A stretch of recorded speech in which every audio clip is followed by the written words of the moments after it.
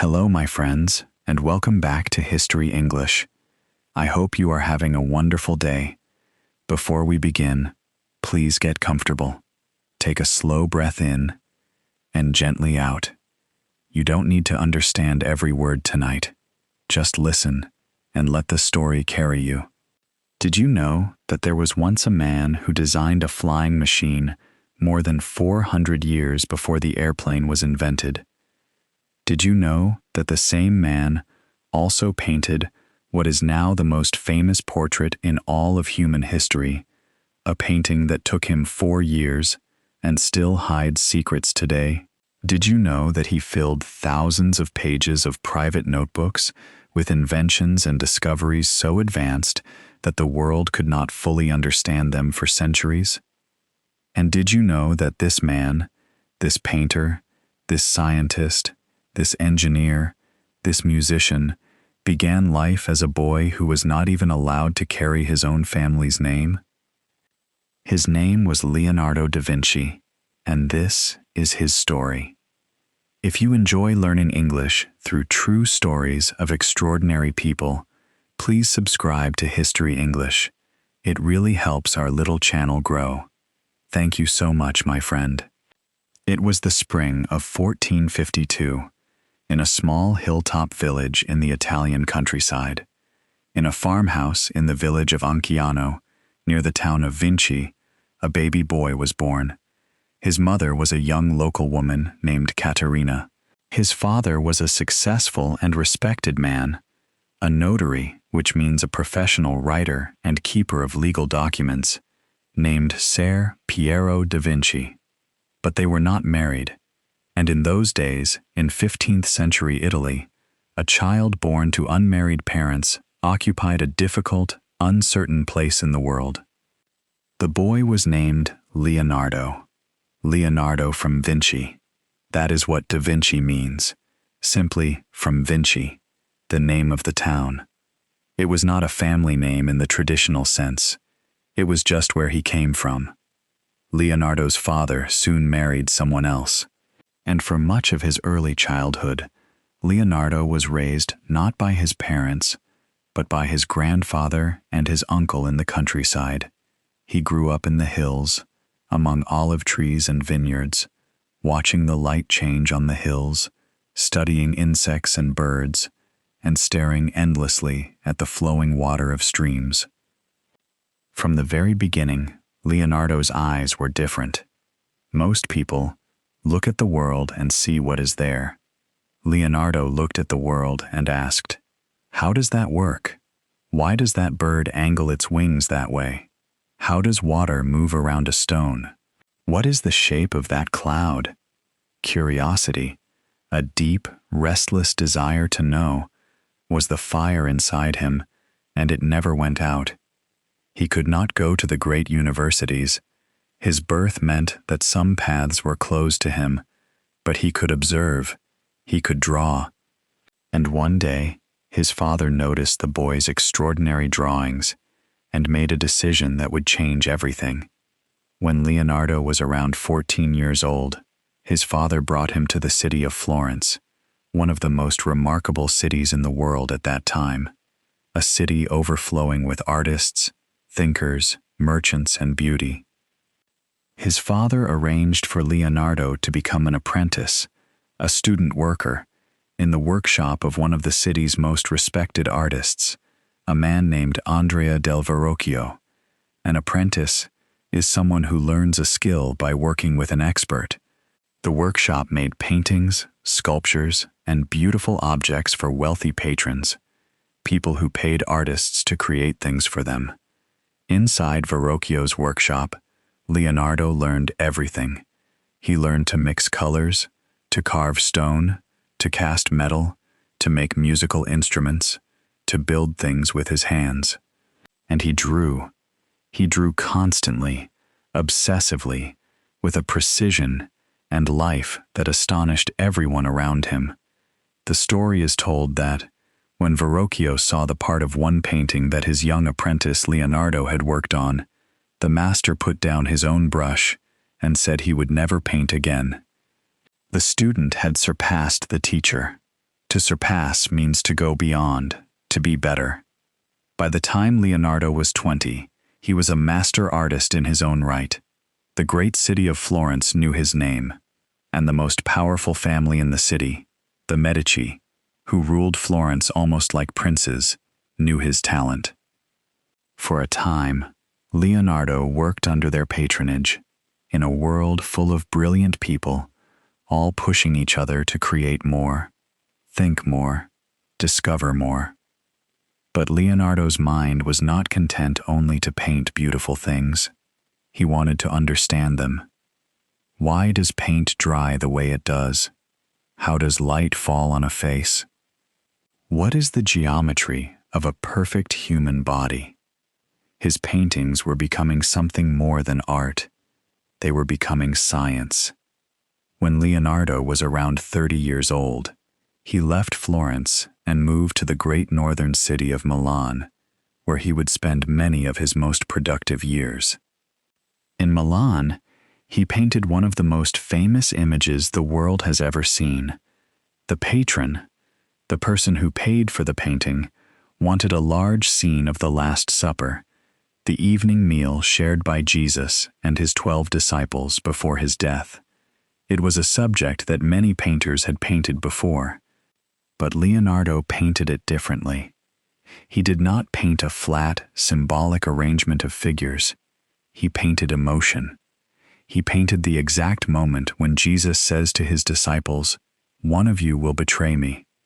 And he captured, in each face around the table, a different and utterly human reaction: shock, sadness, disbelief, anger, denial, sorrow. Every face tells its own story. Every gesture is alive.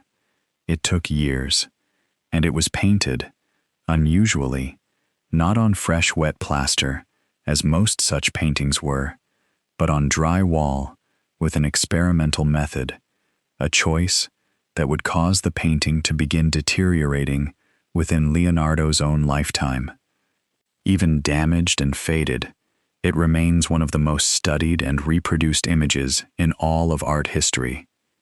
And then there was the portrait, the small, quiet portrait of a woman with the most famous smile in the world, the Mona Lisa.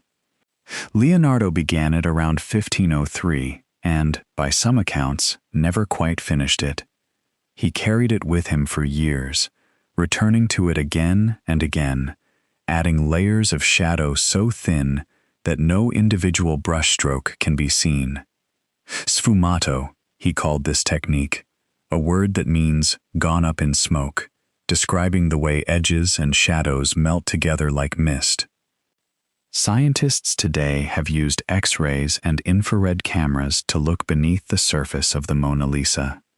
They have found layers upon layers, changes made over years. The smile was not painted quickly. It was built, slowly, secretly, like a thought that kept growing. Here is the part of Leonardo's story that most people do not know, and it is, perhaps, the most astonishing part of all. Leonardo kept notebooks, thousands and thousands of pages, filled from edge to edge, with drawings, observations, calculations, plans, and questions. He wrote in a strange way, from right to left, in mirror writing, so that you need to hold the page up to a mirror to read it. Whether he did this for secrecy, or simply because as a left-handed person it felt more natural, no one knows for certain. In these notebooks, Leonardo recorded what he saw and what he imagined. He drew the human skeleton in precise detail, not from books, but from direct observation, because he had quietly arranged to study real human bodies. He drew muscles and tendons, the chambers of the heart, the way an unborn baby lies inside its mother. These were the most accurate anatomical drawings the world had yet produced. He designed machines. He sketched a device with spinning blades that could lift a man into the air, something remarkably similar to a modern helicopter. He sketched an ornithopter, a flying machine with wings that flapped like a bird's. He drew plans for a giant crossbow, for an armored vehicle, for a machine gun, for a solar power collector. He designed bridges, cities, and canal systems. He studied the movement of water obsessively. Swirls, currents, waves, and floods, covering pages with flowing lines that look like they were drawn by water itself. He studied light, how it curves around an object. He studied geology, botany, optics. And almost none of it was ever published. Almost none of it reached the world in his lifetime. The notebooks, thousands of precious pages, were scattered after his death, passed between collectors, and many were lost forever. The ones that survived were not properly studied until centuries later. Scientists working in the 1800s and 1900s looked at Leonardo's sketches of machines and could barely believe what they were seeing. The man had conceived of flying machines, tanks, solar energy, and hydraulic systems, not in the 20th century, but in the 15th.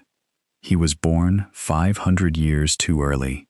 Or perhaps, the world simply was not ready for him yet. Why did Leonardo never build his flying machines?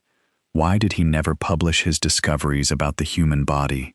Why did so much of his extraordinary thinking remain hidden in notebooks, written in mirror script, seen only by himself? The honest answer is, we do not fully know. Part of the answer is that Leonardo was a perfectionist, a person who was never quite satisfied, who kept returning to things, kept improving, kept adding. He began many projects he never completed. He left paintings unfinished. He made promises to patrons that he struggled to keep. He was, perhaps, so full of ideas that finishing any single one felt like betraying all the others. And part of the answer is simply that the world he lived in did not have the technology to build what he imagined. His flying machines were beautiful in theory, but the materials of the 15th century, wood, cloth, rope, were too heavy. His anatomical knowledge was decades ahead of what physicians understood, but medicine at the time was not ready for it. He could see the future. He could not build it. In the last years of his life, Leonardo was invited to France by the young King Francis I, who admired him deeply. He lived in a small chateau near the Loire River, comfortable and respected, an old man with a white beard, still drawing, still wondering, still asking questions. He died in France in the year 1519, at the age of 67, which was, for those times, a long life. He left behind somewhere between 20 and 30 paintings that can be confidently said to be his, a small number for a lifetime, because he was always doing so many other things. He left behind thousands of pages of notebooks, though many were lost, and he left behind a mystery that has fascinated people for 500 years. What else did he know that we have not yet found? The most extraordinary minds are not the ones who find all the answers. They are the ones who never stop finding new questions. When we look at Leonardo's life, it would be easy to see only the genius, the impossible brilliance, the talent we can never hope to equal. And yet, I think the most human and most useful lesson from his life is something much simpler. Leonardo was curious, endlessly, restlessly, childishly curious. He did not simply paint what he saw. He asked why it looked that way. He did not simply observe a bird flying. He asked how it was possible. He did not accept the world as it was given to him. He looked at it again and again and found things everyone else had missed. He was also, in some ways, a person outside the usual world. He was born without the privileges others had. Certain doors were closed to him, and yet he walked through other doors, doors he found by looking more carefully than anyone else.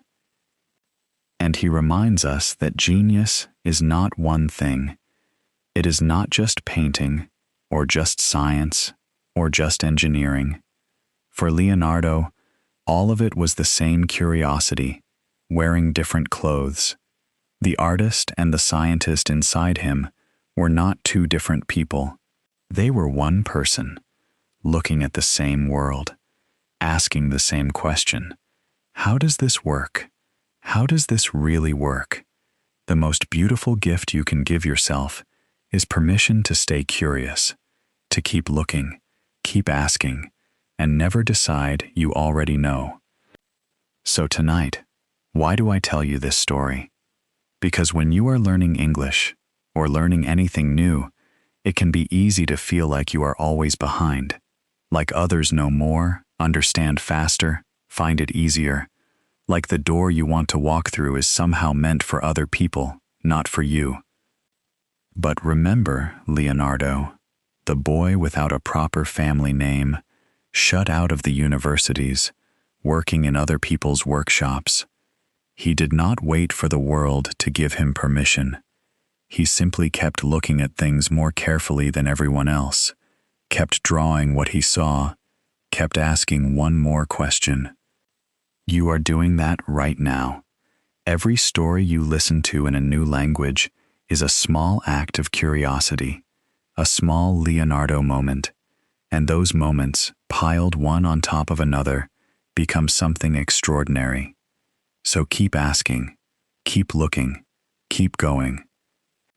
If this story inspired you, please give it a like and subscribe to History English. It truly helps us grow. And tell me in the comments, where in the world are you watching from? I love to see how far these stories travel. Until next time, my friend, stay curious, keep learning, and have a wonderful day.